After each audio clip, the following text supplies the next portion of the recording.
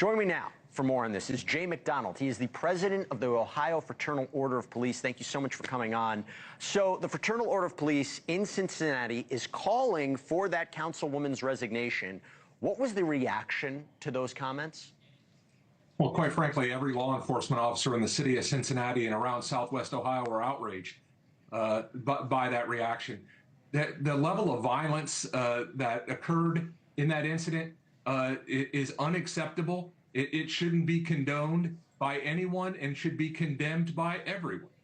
Any idea what she was referring to, the other part of the story, why they deserved it? Not that this should ever be justified, but I just don't quite follow it. Do you have any answers to that?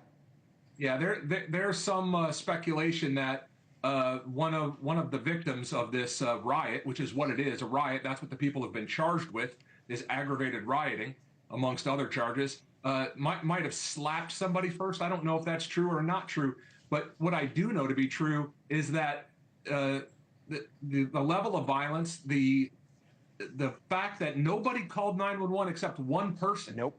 But there are many people who took video of this, but nobody helped. I find that to be deeply disturbing.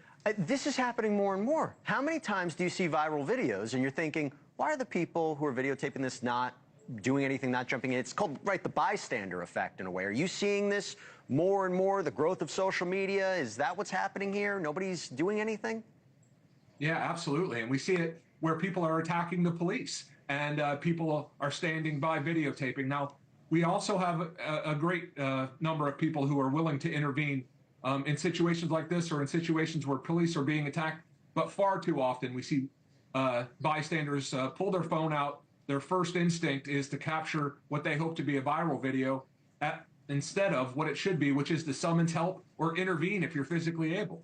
Now, I will tell you, from a legal point of view, videotape is an important piece of evidence. Sometimes it's good to capture it, but obviously with something like this, why one person called 911 concerning. You mentioned the police. So you say Cincinnati police are understaffed, right? 200 officers short. You think that played a role here?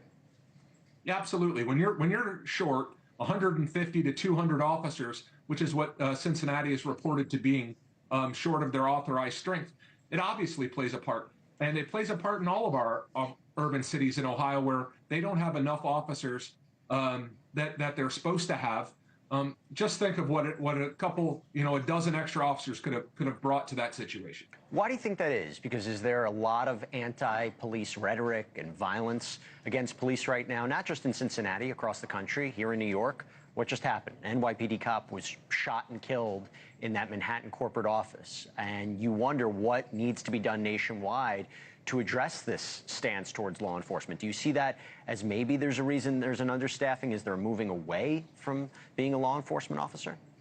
Absolutely. I just had the honor to speak at the funeral of Officer Philip Wagner, a Lorain, Ohio officer who was killed while eating his lunch last week. And just yesterday, I had the opportunity to speak at his funeral about the violence against police. And we've had 10 law enforcement officers shot in the last 7 days and 196 law enforcement officers shot in the line of duty this year.